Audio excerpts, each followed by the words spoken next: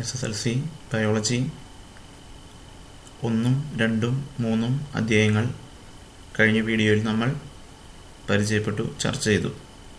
ഈ വീഡിയോയിൽ നമ്മൾ കാണാൻ പോകുന്നത് അധ്യായം 4 കീപ്പിംഗ് ഡിസീസസ് എവേ, അകറ്റി നിർത്താം രോഗങ്ങളെ എന്ന പാഠഭാഗവുമായി ബന്ധപ്പെട്ട മുൻകാല ചോദ്യങ്ങളാണ്. SSLC പരീക്ഷയ്ക്ക് വന്ന മുൻകാല ചോദ്യങ്ങളും ഉത്തരങ്ങളുമാണ് നമ്മൾ ഈ ഒരു വീഡിയോയിൽ പരിചയപ്പെടുന്നത്.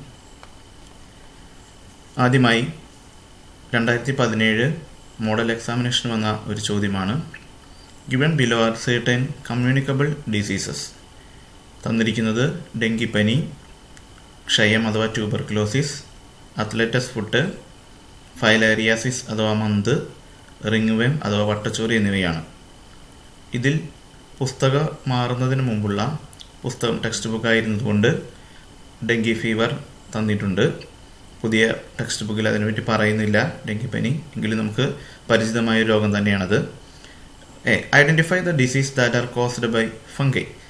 ഫംഗസ് മൂലമുണ്ടാകുന്ന രോഗങ്ങൾ ഏതൊക്കെയാണ്? B. Why does the lymph duct in the legs get swollen in persons infected with filariasis. മന്ദരോഗം ബാധിച്ച വ്യക്തികളുടെ കാലുകളിലെ ലിംഫ് വാഹികൾ വിങ്ങുന്നത് എന്തുകൊണ്ടാണ്, വീർത്തിരിക്കുന്നത് എന്തുകൊണ്ടാണ്? C. Being a responsible citizen suggest 2 measures to prevent the spread of communicable diseases. ഇത്തരത്തിലുള്ള പകർച്ചവ്യാധികൾ, സാംക്രമിക രോഗങ്ങൾ പകരുന്നത് തടയാൻ ഒരു വ്യക്തി, ഉത്തരവാദിത്തമുള്ളൊരു വ്യക്തി എന്ന നിലയിൽ എന്തൊക്കെ കാര്യങ്ങൾ ചെയ്യണമെന്ന് നിർദ്ദേശിക്കുവാനാണ് ആവശ്യപ്പെട്ടിട്ടുള്ളത്. അപ്പോൾ ഇത്തരത്തിലുള്ള 3 ചോദ്യങ്ങളാണുള്ളത്. അപ്പോൾ ഓരോ ചോദ്യങ്ങളായി നമുക്ക് പരിചയപ്പെടാം. ആദ്യമായി എ. ഇവയിൽ ഫംഗസ് രോഗങ്ങളേവ. നമുക്കറിയാം, നമ്മുടെ പുസ്തകവുമായി ബന്ധപ്പെട്ട് പഠിക്കാനുള്ള 2 ഫംഗസ് രോഗങ്ങളാണുള്ളത്. ഒന്നാമത്തെ ചിത്രത്തിൽ കാണുന്ന വട്ടത്തിൽ വരുന്ന, വൃത്താകൃതിയിൽ വരുന്ന റിംഗ്വേം അഥവാ വട്ടച്ചോറി എന്ന രോഗവും, രണ്ടാമത്തെ ചിത്രത്തിൽ കാണുന്ന അത്ലറ്റസ് ഫുട്ട്, കാലുകളുടെ വിരലുകൾക്കിടയിലൊക്കെ പഴുപ്പ് വരുന്ന ഒരു രോഗമാണ് അത്ലറ്റസ് ഫുട്ട്. ഈ 2 രോഗങ്ങളും ഫംഗസ് മൂലമുണ്ടാകുന്ന രോഗങ്ങളാണ്. ഇനി ബി എന്ന ചോദ്യത്തിലേക്ക് പോകാം. Y does the lymph ducts, അത് നമ്മൾ പറഞ്ഞു കഴിഞ്ഞതാണ്. മന്ദരോഗം ബാധിച്ച വ്യക്തികളുടെ കാലുകളിലെ വീർമ അഥവാ ലിംഫ് വാഹികൾ വിങ്ങുന്നത് എന്തുകൊണ്ടെന്ന ചോദ്യമാണ് നമ്മൾ ബി എന്ന ചോദ്യത്തിൽ കാണുന്നത്. അതിന് ഉത്തരമാണ് തന്നിട്ടുള്ളത്. The worms stay in the lymph ducts and obstruct the flow of lymph by blocking the ducts. This cause swelling in the lymph ducts. അതായത് ലിംഫ് വാഹികളിൽ ഫൈലേറിയൽ വിരകൾ തങ്ങി നിൽക്കുന്നതിനാൽ ലിംഫിന്റെ പ്രവാഹം തടയപ്പെടുന്നു, അത് തടസ്സപ്പെടുന്നു. ഇതുമൂലം ലിംഫ് വാഹികൾ വീങ്ങുന്നു. അതുകൊണ്ടാണ് അവരുടെ കാലുകൾ തടിച്ചു വീർത്തിരിക്കുന്നതുകൊണ്ട് ഈ രോഗം എലിഫന്റിയാസിസ് എന്ന പേരിലും അറിയപ്പെടുന്നു. മൂന്നാമതായി സി എന്ന ഭാഗമാണ്. ഉത്തരവാദിത്തമുള്ള പൗരൻ എന്ന നിലയിൽ എന്തൊക്കെ ഭാഗം, പ്രത്യേകിച്ച് ഇന്നത്തെ ഒരു അവസരത്തിൽ, കൊറോണ പോലുള്ള, കോവിഡ് പോലുള്ള രോഗം വ്യാപിച്ചിരിക്കുന്ന അവസരത്തിൽ ഇത്തരത്തിലുള്ള പകർച്ചവ്യാധികൾ അഥവാ സാംക്രമിക രോഗങ്ങൾ തടയാനായി നമുക്ക് എന്തെല്ലാം ചെയ്യാമെന്നാണ് നിർദ്ദേശിക്കാൻ പറഞ്ഞിട്ടുള്ളത്. എന്തൊക്കെ ചെയ്യാൻ പറ്റും? നമുക്ക് ചുറ്റുപാടുകൾ ശുചിയായും വൃത്തിയായും സൂക്ഷിക്കുക. Keep surroundings clean and hygiene. Celebrate dry day once in a week to destroy mosquitoes. കൊതുകുകളെ നശിപ്പിക്കുന്നതിന് വേണ്ടി ചുറ്റുപാടുമുള്ള വെള്ളം കെട്ടിക്കിടക്കുന്ന പരിസരങ്ങളെല്ലാം വൃത്തിയാക്കുന്ന ആ ഒരു പ്രവർത്തനത്തെയാണ് നമ്മൾ ഡ്രൈ ഡേ എന്ന് പറയുന്നത്. മിനിമം ആഴ്ചയിൽ 1 തവണയെങ്കിലും അത്തരത്തിലുള്ള പ്രവർത്തനം ചെയ്യേണ്ടതുണ്ട്. കീപ് പേഴ്സണൽ ഹൈജീൻ, അതായത് വ്യക്തി ശുചിത്വം പാലിക്കുക. വെയർ മാസ്ക്, ഇന്നത്തെ ഒരവസരത്തിൽ കൊറോണ പോലുള്ള രോഗങ്ങളെ തടുക്കുന്നതിന് വേണ്ടി മാസ്ക് ധരിക്കുക. തുടങ്ങിയ ഏതാനും കാര്യങ്ങൾ മാത്രമേ ഇവിടെ പറഞ്ഞിട്ടുള്ളൂ. കൂടുതൽ കാര്യങ്ങൾ നമുക്ക് ഇതിൽ ഉൾപ്പെടുത്തുവാൻ കഴിയുന്നതാണ്. അടുത്തായി മോഡൽ എക്സാമിനേഷൻ 2017 തന്നെ വന്ന ഒരു ചോദ്യമാണ്. NSS യൂണിറ്റിൻ്റെ അടിസ്ഥാനത്തിൽ ഒരു റീജിയണൽ ക്യാൻസർ സെൻ്ററുമായി ചേർന്ന് ക്യാൻസർ രോഗബാധ നേരത്തെ തിരിച്ചറിയാനുള്ളൊരു സൗജന്യ മെഡിക്കൽ ക്യാമ്പ് സംഘടിപ്പിക്കുകയാണ്. അതിൽ എന്താണ് നമ്മളോട് ചോദിക്കുന്നത്? What is cancer? എന്താണ് ക്യാൻസർ? രോഗബാധ നേരത്തെ തിരിച്ചറിയുക എന്നത് ക്യാൻസർ ചികിത്സയിൽ നിർണായകമാണ്. വ്യാഖ്യാനിക്കുക. നമുക്കറിയാം എന്താണ് ക്യാൻസർ എന്ന് പറയുന്നത്. Cancer is caused by the uncontrolled division of cells and their spread to other tissues. The normal cells get transformed in to cancerous cells when the control system of cell division fails. അതായത് അനിയന്ത്രിതമായ കോശവിഭജനം, സാധാരണഗതിയിൽ നിയന്ത്രണത്തിൽ നടക്കുന്ന കോശവിഭജനത്തിന് എന്തെങ്കിലും പ്രവർത്തനങ്ങൾ, എന്തെങ്കിലും ഒരു കാരണം മൂലം പ്രശ്നം സംഭവിക്കുകയും അതിൻ്റെ ഫലമായി അനിയന്ത്രിതമായ രീതിയിൽ കോശവിഭജനം നടന്ന് കോശങ്ങളുടെ എണ്ണം വളരെയധികം വ്യാപിക്കുകയും ചെയ്യുന്നൊരു അവസ്ഥയാണ് എന്ത്, ക്യാൻസർ എന്ന് പറയുന്ന അവസ്ഥ, അല്ലേ? നമുക്കറിയാം. ഇനി ബി എന്താണ്? രോഗബാധ നേരത്തെ തിരിച്ചറിയുക, എയർലി ഡയഗ്നോസിസ് എന്നത് ക്യാൻസർ ചികിത്സയിൽ നിർണായകമാണ്. എന്തുകൊണ്ടെന്നാണ് ചോദിക്കുന്നത്. നമുക്കറിയാം രോഗം മൂർച്ഛിച്ചു കഴിഞ്ഞാൽ രോഗം പല ഭാഗങ്ങളിലേക്ക് വ്യാപിക്കുന്ന ഒരു അവസ്ഥ കൂടി ഈ ഒരു രോഗത്തിൻ്റെ പ്രത്യേകതയാണ്. മറ്റവയവങ്ങളിലേക്ക് കൂടി ക്യാൻസർ കോശങ്ങൾ എത്തുകയും അത്തരം ഭാഗങ്ങളെ കൂടി വ്യാപിക്കുന്നു അല്ലേ. അപ്പോൾ അത്തരത്തിലുള്ള ഒരു അവസ്ഥയിൽ രോഗമുക്തി പ്രയാസകരമായതിനാൽ ആദ്യ സ്റ്റേജിൽ തന്നെ ഈ രോഗബാധ തിരിച്ചറിഞ്ഞാൽ ചികിത്സിച്ച് ഭേദമാക്കാൻ സാധിക്കും.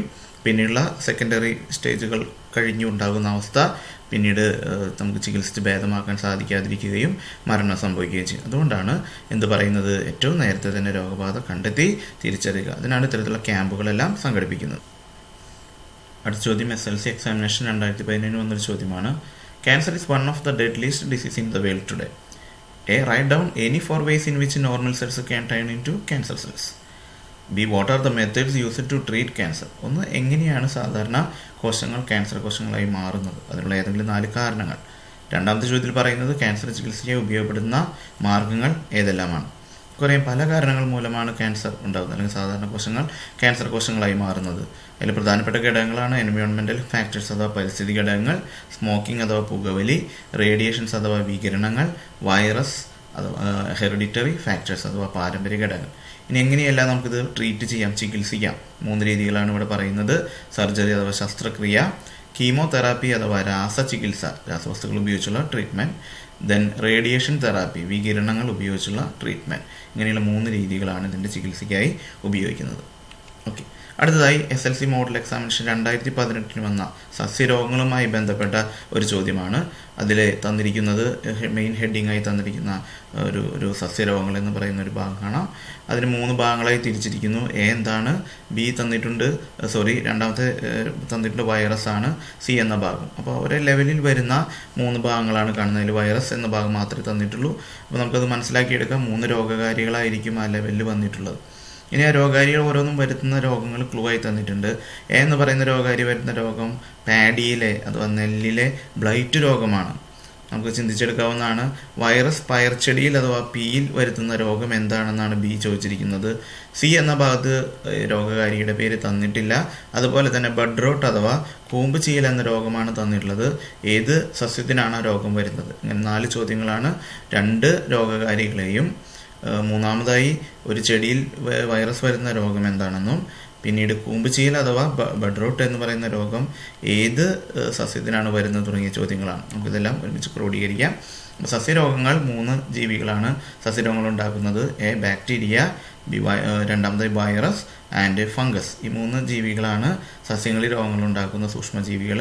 അതിൽ ബാക്ടീരിയ നെല്ലിലെ ബ്ലൈറ്റ് രോഗത്തിന് കാരണമാകുന്നു. വൈറസ് പയർ ചെടിയിൽ ഉണ്ടാക്കുന്ന രോഗത്തിൻ്റെ പേര് മൊസൈക്ക് രോഗം എന്നാണ്. ഫംഗസ് ഈ ബഡ് റോട്ട് അഥവാ കൂമ്പുചീൽ എന്ന രോഗം ഉണ്ടാക്കുന്നത് തെങ്ങിനാണ് അഥവാ കോക്കനറ്റിനാണ്. ഉത്തരം ഒന്ന് മനസ്സിലായെന്ന് വിചാരിക്കുന്നു. ആവർത്തിച്ച് കാണാം. അടുത്ത ചോദ്യത്തിലേക്ക് കടക്കാം.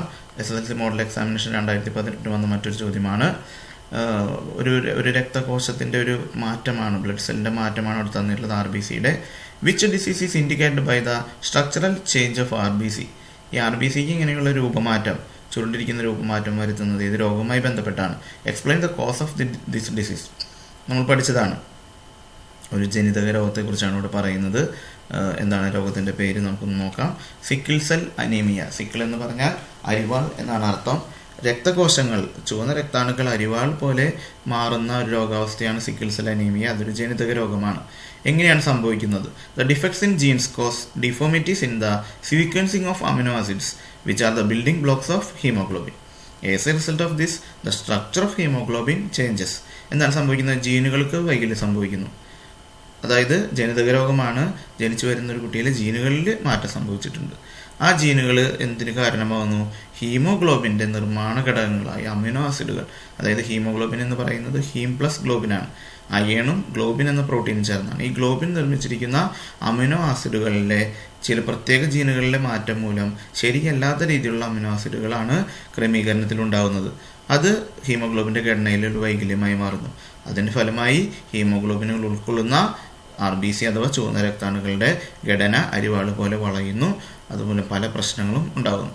അതായത് ഓക്സിജനെ വഹിക്കാനുള്ള കഴിവ് നഷ്ടപ്പെടുന്നു, രക്തക്കുഴലുകളിൽ ബ്ലോക്കിന് കാരണമാകുന്നു. അങ്ങനെ പല കാരണങ്ങളും പല പ്രശ്നങ്ങളും ഇതുമൂലം ഉണ്ടാകുന്നു. ഈ രോഗാവസ്ഥയെ വിളിക്കുന്ന പേരാണ് സിക്കിൾ സെൽ അനീമിയ. അടുത്തായി ഒരു ഗ്രാഫാണ് തന്നിരിക്കുന്നത്. SLC മോഡൽ എക്സാമിനേഷൻ 2018 വന്ന ഒരു ചോദ്യം തന്നെയാണ്. ഇത്തരത്തിൽ ഗ്രാഫുകൾ വിശകലനം ചെയ്യുന്ന ചോദ്യങ്ങൾ നമ്മൾ മുൻ പാഠഭാഗങ്ങളിലെ ചോദ്യ വിശകലനം നമ്മൾ കണ്ടതാണ്. അപ്പോൾ അത്തരം ചോദ്യങ്ങൾ വളരെ ശ്രദ്ധപൂർവ്വം കൈകാര്യം ചെയ്യണം. ഇവിടെ തന്നിട്ടുള്ള ഗ്രാഫ് വളരെ സിമ്പിളായിട്ടുള്ളൊരു ഗ്രാഫാണ്. 4 രോഗങ്ങളാണ് തന്നിരിക്കുന്നത്. അതിൻ്റെ ഫ്രീക്വൻസിയും തന്നിട്ടുണ്ട്. അതായത് ചിക്കുൻ ഗുനിയ ഇപ്പോഴത്തെ പുസ്തകത്തിലില്ലെങ്കിലും പഴയ പാഠപുസ്തകവുമായി ബന്ധപ്പെട്ട ചോദ്യമാണ്. 2018 ചോദ്യമാണ്. ചിക്കുൻ ഗുനിയ, ഡെങ്കിപ്പനി അഥവാ ഡെങ്കി ഫീവർ, മലേറിയ അഥവാ മലമ്പനി, മന്ത് അഥവാ ഫൈലാരിയാസിസ്. ഇത്തരം 4 ചോദ്യങ്ങൾ ഒരു പ്രദേശത്തെ 4 രോഗങ്ങളെയാണ് തന്നിരിക്കുന്നത്. ഇതിൽ ഒന്നാമത്തെ ചോദ്യം എന്താണ്? Name the pathogen of disease that mostly affected. ഏറ്റവും കൂടുതൽ പേരെ ബാധിച്ച രോഗത്തിൻ്റെ പേരല്ല ചോദിച്ചത്. രോഗത്തിൻ്റെ പേര് അവിടെ തന്നിട്ടുണ്ട്. രോഗകാരി ഏതാണ്? നമുക്കറിയാം ഡെങ്കിപ്പനി വൈറസ് മൂലമുണ്ടാകുന്ന ഒരു രോഗമാണ്. അപ്പോൾ അവിടെ എന്താണ് ഉത്തരം? വൈറസ് ആണ് ഒന്നാമത്തെ ചോദ്യത്തിൻ്റെ ഉത്തരം. രണ്ടാമത്തെ ചോദ്യം എന്താണ്? ഗ്രാഫിൽ കാണിച്ച രോഗങ്ങളുടെ രോഗാണുവാഹകർ ഏതാണ്? എന്താണ്? വെക്ടേഴ്സ് അല്ലേ? ഏതാണ് ഏതൊരു രൂപം മൂലമാണ്, അല്ലെങ്കിൽ ഏതൊരു ജീവി അല്ലെങ്കിൽ എന്ത് കാരണം മൂലമാണ് ഇത് ഒരാളിൽ നിന്ന് മറ്റൊരാളിലേക്ക് പകരുന്നത്? നമുക്കിപ്പോൾ ആദ്യത്തെ 2 ചോദ്യങ്ങൾ ഭാഗങ്ങൾ കൺഫ്യൂഷൻ ഉണ്ടെങ്കിലും മറ്റു 2 നമുക്ക് ഉറപ്പാണ്. എന്താണ്? മലേറിയ അഥവാ മലമ്പനി ഉണ്ടാകുന്നത് പകരുന്നത് കൊതുക് മൂലമാണ്. ഫൈലാരിയാസിസും പകരുന്നത് കൊതുക് മൂലമാണ്. മന്ത് പകരുന്നത് അല്ല ക്യൂലെക്സ് കൊതുകും, മലമ്പനി അഥവാ മലേറിയ പകരുന്നത് അനോഫിലസ് കൊതുകുമാണ്. ചിക്കുൻഗുനിയും ഡെങ്കിപ്പനി അതുപോലെ തന്നെ കൊതുക് മൂലം പകരുന്ന രോഗമാണ്. അപ്പോൾ ഏതാണ് വെക്ടറിൻ്റെ പേരെന്താണ്? കാരിയറിൻ്റെ അല്ലെങ്കിൽ വഹിച്ചുകൊണ്ട് പോകുന്ന ആളാരാണ്? കൊതുകാണ് അല്ലെ, മോസ്കിറ്റോ ആണ്. ഇനി മൂന്നാമത്തെ ചോദ്യമാണ് പ്രധാനപ്പെട്ടത്. ഈ രോഗങ്ങളുടെ വ്യാപനം തടയാൻ സ്വീകരിക്കാവുന്ന നടപടി. തീർച്ചയായും കൊതുക് മൂലം പകരുന്ന രോഗങ്ങളായതുകൊണ്ട് കൊതുക് നിയന്ത്രണമാണ് അവിടെ നമ്മൾ പ്രാധാന്യം കൊടുക്കേണ്ടത്. അപ്പോൾ എങ്ങനെയല്ല നമുക്ക് ഈ കൊതുകിനെ നശിപ്പിക്കാം? ഡിസ്ട്രോയ് മോസ്കിറ്റോസ്, കൊതുകുകൾ നശിപ്പിക്കുക. And avoid mosquito breeding grounds, ഇവ മുട്ടയിട്ട് പെരുകാൻ സാധ്യതയുള്ള സാഹചര്യങ്ങളെ ഒഴിവാക്കുക. അതിന് നമുക്ക് എന്ത് ചെയ്യാം? Observe a dry day at least once a week to control mosquitoes. ആഴ്ചയിൽ നമ്മൾ മുമ്പേ പറഞ്ഞതാണ്, ആഴ്ചയിൽ ഒരു ദിവസമെങ്കിലും ഒരു ഡ്രൈ ഡേ ആചരിക്കുക. Prevent inadvertent dumping of wastes, അതായത് അനാവശ്യമായി മാലിന്യങ്ങൾ, ചപ്പുചവറുകൾ വലിച്ചെറിയുന്ന ഒരു സ്വഭാവം മാറ്റുക. അതാണ് ഇൻഅഡ്വർട്ടന്റ് ഡംപിങ് ഓഫ് വെയ്റ്റ്സ്, അത് ഒഴിവാക്കുക. വെയർ മോസ്കിറ്റോ നെറ്റ്സ്, ഉറക്കത്തിൽ ഉറങ്ങുമ്പോൾ കൊതുക് വല ഉപയോഗിക്കുക. Cover the whole body and seek protection from mosquito bites by using mosquito repellents and coatings. അത് ശരീരം മുഴുവൻ മൂടുന്ന വസ്ത്രം ധരിച്ചുകൊണ്ട് കൊതുകിൽ നിന്ന് രക്ഷ നേടാം. കൊതുകിനെ അകറ്റുന്ന തിരികളും ലേപനങ്ങളും ഉപയോഗിച്ചും കൊതുകടിയിൽ നിന്നും രക്ഷ നേടണം. ഇത്തരത്തിലുള്ള കൊതുകിൻ്റെ പ്രജനനം തടയുകയും കൊതുക് കടി ഒഴിവാക്കുകയും ചെയ്യുമ്പോൾ നമുക്ക് ഒഴിവാക്കാൻ പറ്റുന്ന രോഗമാണ് കൊതുകിലൂടെ പകരുന്ന ഈ പറഞ്ഞ 4 രോഗങ്ങളും. അപ്പോൾ ഇത്തരമുള്ള പോയിന്റുകളാണ് നമ്മൾ ഈ ചോദ്യത്തിൽ ഉത്തരമായി കൊടുക്കേണ്ടത്. അടുത്ത ചോദ്യം SLC എക്സാമിനേഷൻ 2018 വന്ന ഒരു ചോദ്യമാണ്. Select the statements related to the disease haemophilia. നമ്മളിപ്പോൾ തന്നെ സിക്കിൾ സെൽ അനീമിയയെ പറ്റി പറഞ്ഞിരുന്നു. അതുപോലെ മറ്റൊരു ജനിതക രോഗമാണ് ഹീമോഫീലിയ. ആ ഹീമോഫീലിയയുമായി ബന്ധപ്പെട്ട സ്റ്റേറ്റ്മെന്റുകൾ അഥവാ പ്രസ്താവനകൾ തിരഞ്ഞെടുക്കാനാണ് പറഞ്ഞിട്ടുള്ളത്. ഒന്നാമത്തെ എന്താണ്? സ്ട്രക്ചർ ഓഫ് ഹീമോഗ്ലോബിൻ ചേഞ്ചസ്, ഹീമോഗ്ലോബിന്റെ ഘടനയിൽ മാറ്റം. നമ്മളിപ്പോൾ തന്നെ പറഞ്ഞുള്ളൂ അല്ലേ, ഹീമോഗ്ലോബിന്റെ ഘടനയിൽ മാറ്റം ഉണ്ടാകുന്ന രോഗം സിക്കിൾ സെൽ അനീമിയയാണ്, ഹീമോഫീലിയ അല്ല. അടുത്തെന്താണ്? The synthesis of proteins that help in the clotting of blood fails. Haemophilia എന്ന രോഗം എന്തുമായി ബന്ധപ്പെട്ടതാണ്? രക്തം കട്ട പിടിക്കാതിരിക്കുന്ന അവസ്ഥ അല്ലെ, ചെറിയ മുറിവിൽ നിന്ന് പോലും ധാരാളം രക്തം ഒഴുകി പോകുന്ന അവസ്ഥയാണ്. രണ്ടാമത്തെ പ്രസ്താവനയോടെ നമുക്ക് യൂസ് ചെയ്യാം. രക്തം കട്ട പിടിക്കാൻ സഹായിക്കുന്ന പ്രോട്ടീനുകളുടെ ഉൽപ്പാദനം തകരാറിലാകുന്നത് കൊണ്ടാണ് രക്തം കട്ട പിടിക്കാതിരിക്കുന്നതും മുറിവിലൂടെ രക്തം ഒഴുകി പോകുന്നതും. അപ്പോൾ അതൊരു പോയിന്റാണ്. അടുത്ത എന്താണ്? Oxygen carrying capacity of haemoglobin decreases. അരുണ രക്താണുക്കളുടെ ഓക്സിജൻ വാഹകശേഷി കുറയുന്നു. ഇവിടെ പ്രശ്നം വരുന്നില്ല അല്ലേ? എവിടെയാണ് പ്രശ്നം വരുന്നത്? സിക്കിൾ സെൽ അനീമിയയിലാണ് ഈ അരുണ രക്താണുക്കളുടെ ഘടനയിൽ വ്യത്യാസം വരുന്നതുകൊണ്ട് ഓക്സിജൻ വാഹകശേഷി കുറഞ്ഞു. അപ്പോൾ സിക്കിൾ സെൽ അനീമിയയുമായി ബന്ധപ്പെട്ടതാണ്. അടുത്തെന്താണ്? ചെറിയ മുറിവിൽ നിന്ന് പോലും അമിതമായ രക്തസ്രാവം, excess bleeding even through minor wounds, അത് ഇതുമായി ബന്ധപ്പെട്ടതാണ്. ഇപ്പോൾ ഇവിടെ യഥാർത്ഥത്തിൽ ശരിയായ പ്രസ്താവനകൾ ഏതൊക്കെയാണ്? 2ഉം 4ഉമാണ്. രക്തം കട്ടപിടിക്കുന്ന പ്രോട്ടീൻ്റെ അഭാവം ഉണ്ടാകുന്നു, അതുപോലെ തന്നെ ചെറിയ മുറിവിൽ നിന്ന് പോലും ധാരാളം രക്തം നഷ്ടപ്പെടുന്നു. അപ്പോൾ ഇവിടെ എന്താണ്? രക്തം 2 പോയിന്റുകൾ തന്നിട്ടുണ്ട്, ശ്രദ്ധിക്കുക. The synthesis of protein that help in the clotting of blood fails. 2 excess bleeding even through the minor wounds. അപ്പോൾ നോക്കാം, നമുക്ക് മനസ്സിലായി. ഇനി അടുത്തൊരു ചോദ്യം കൂടി ഇതിൽ വരുന്നുണ്ട്. മറ്റ് പ്രസ്താവനകൾ ഏത് രോഗവുമായി ബന്ധപ്പെട്ടിരിക്കുന്നു? Name the disease to which other statements are related. Very easy. ഏതാണ്? നമുക്കറിയാം, സിക്കിൾ സെൽ അനീമിയ എന്ന രോഗലക്ഷണങ്ങളാണ് അവിടെ തന്നിരിക്കുന്ന 1ാമത്തെയും 3ാമത്തെയും പ്രസ്താവനകൾ. 2ാമത്തെയും 4ാമത്തെയും പ്രസ്താവനകൾ നമ്മൾ ഇപ്പോൾ പറഞ്ഞ ഹീമോഫീലിയയുമായി ബന്ധപ്പെട്ടതാണ്. വീണ്ടും SLC എക്സാമിനേഷൻ 2018 വന്നൊരു ചോദ്യമാണ്. Name the factors that lead to transformation of normal cells into cancer cells. വീണ്ടും ക്യാൻസറുമായി ബന്ധപ്പെട്ട ചോദ്യമാണ്. അതിൽ തന്നെ 2 ചോദ്യങ്ങൾ. Name 2 methods used in the treatment of cancer. സാധാരണ കോശങ്ങളെ ക്യാൻസർ കോശങ്ങളാക്കി മാറ്റുന്ന ഘടകങ്ങളേവ? ക്യാൻസർ ചോദിച്ചാൽ അവരുടെ 2 മാർഗങ്ങളുടെ പേര് നമ്മൾ മുമ്പേ കണ്ട ചോദ്യം തന്നെയാണ്, അതിൻ്റെ ആവർത്തനമാണ്. നമ്മൾ പറഞ്ഞു എന്തൊക്കെയാണ് പരിസ്ഥിതി ഘടകങ്ങൾ, പുകവലി, വികിരണം, വൈറസ്, അതുപോലെ പാരമ്പര്യ ഘടകങ്ങൾ. ഇനി എന്തൊക്കെയാണ് ഇത്? ചികിത്സാ രീതികൾ, ശസ്ത്രക്രിയ, രാസചികിത്സ, വികിരണ ചികിത്സ. നമ്മൾ കൂടുതൽ സമയം കളയേണ്ടതില്ല, പറഞ്ഞ മുമ്പേ ആവർത്തിച്ച് വന്നൊരു ചോദ്യമാണ്. നമുക്ക് അടുത്ത ചോദ്യത്തിലേക്ക് പോകാം. അടുത്തതായിട്ട് മോഡൽ എക്സാമിനേഷൻ 2019 വന്നൊരു ചോദ്യമാണ്. Identify the disease caused by the pathogen which multiplies by taking control over the genetic mechanism of host cells. അതായത് ആതിഥേയ കോശത്തെ, അതായത് ആക്രമിക്കപ്പെടുന്ന ഒരു കോശത്തിൻ്റെ ഉള്ളിൽ കയറി അതിൻ്റെ ജനറ്റിക് മെക്കാനിസത്തെ കൺട്രോൾ ഏറ്റെടുത്തുകൊണ്ട് പെരുകുന്ന ഒരു രോഗകാരിയുണ്ട്.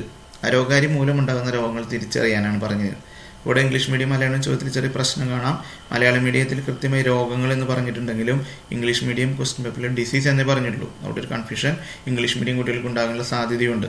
ഇവിടെ യഥാർത്ഥത്തിൽ തന്നിരിക്കുന്ന 4 ചോദ്യങ്ങൾ ആന്ത്രാക്സ്, സാഴ്സ്, എയ്ഡ്സ്, ടെറ്റനസ് എന്നിവയാണ്.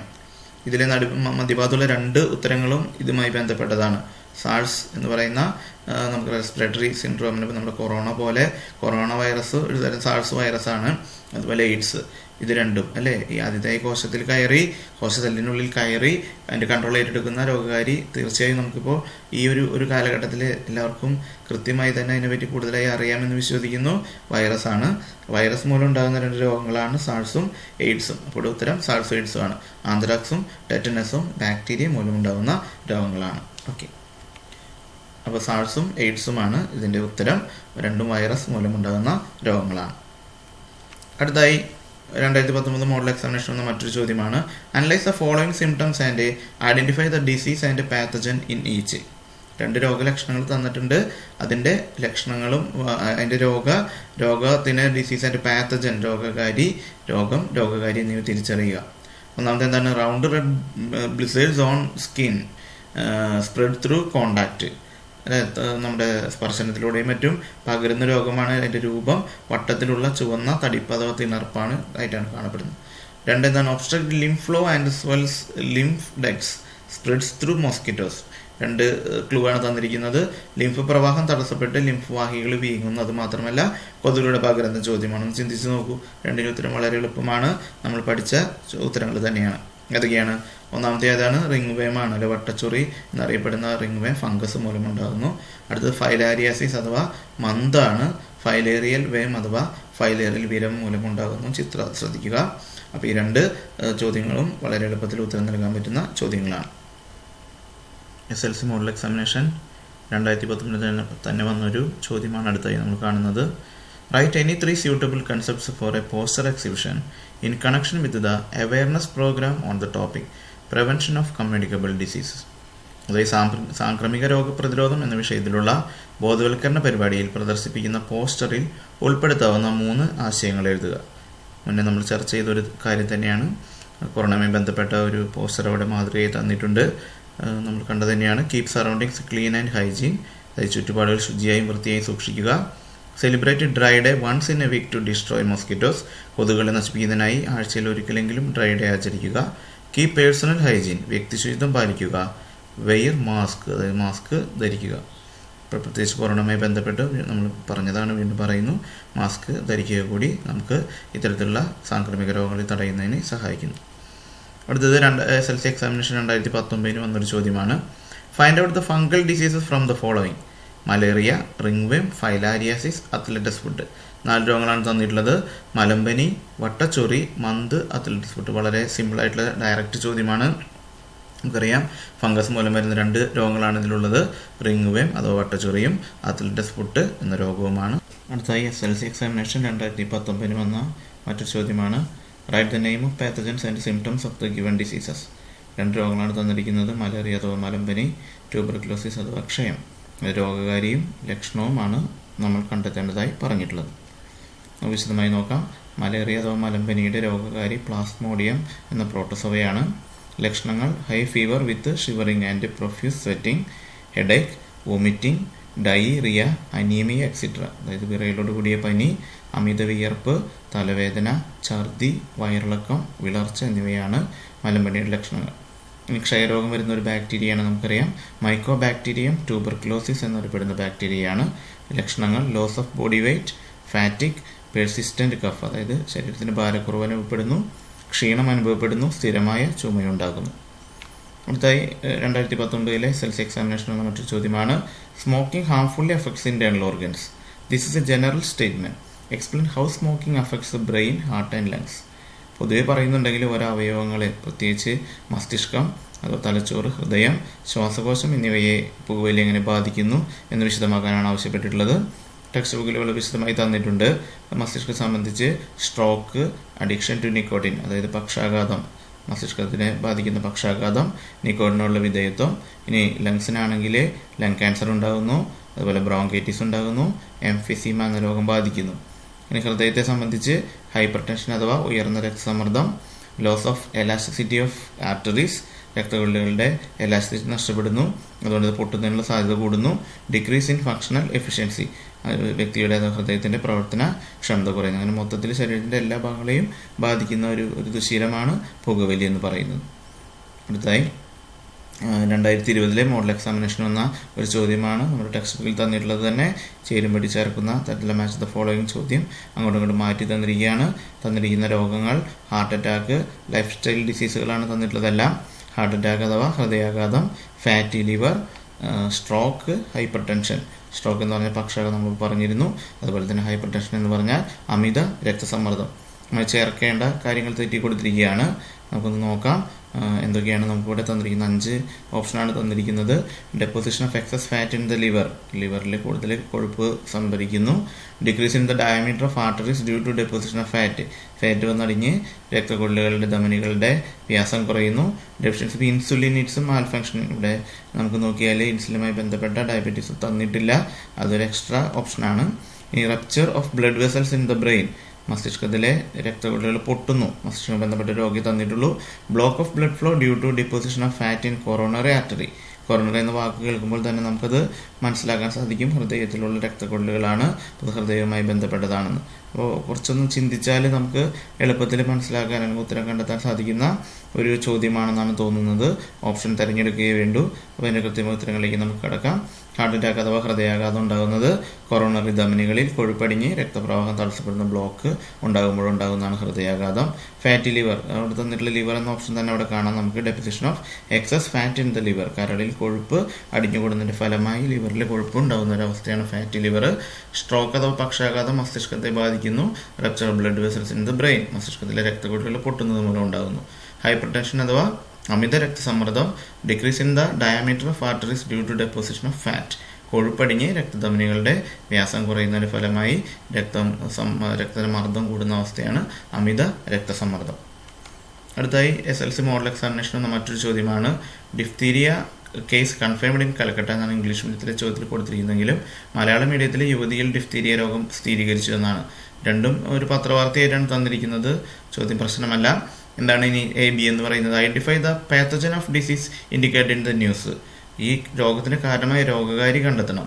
രണ്ടാമതായി how does the pathogen cos disease, ഈ രോഗകാരി രോഗം ഉണ്ടാക്കുന്നത് എങ്ങനെയാണ്, നമുക്ക് ഓരോന്നായി നോക്കാം. ആദ്യമായി രോഗത്തിന് കാരണമായ ബാക്ടീരിയ കൊറിനി ബാക്ടീരിയം ഡിഫ്തീരിയ എന്ന് പറയുന്ന ഒരു ബാക്ടീരിയയാണ് ഈ ഡിഫ്തീരിയ രോഗം ഉണ്ടാക്കുന്നത്. ഇനി എങ്ങനെയാണിത് നമ്മുടെ ശരീരത്തെ ബാധിക്കുന്നത്? Toxins produced by the bacteria cause fever, throat pain and inflammation in the lymph glands of the throat. ഇവ ഉൽപ്പാദിപ്പിക്കുന്ന ടോക്സിനുകൾ പനി, തൊണ്ടവേദന, കഴുത്തിലെ ലിംഫ് ഗ്രന്ഥികളിൽ വീക്കം എന്നിവ ഉണ്ടാക്കുന്നു.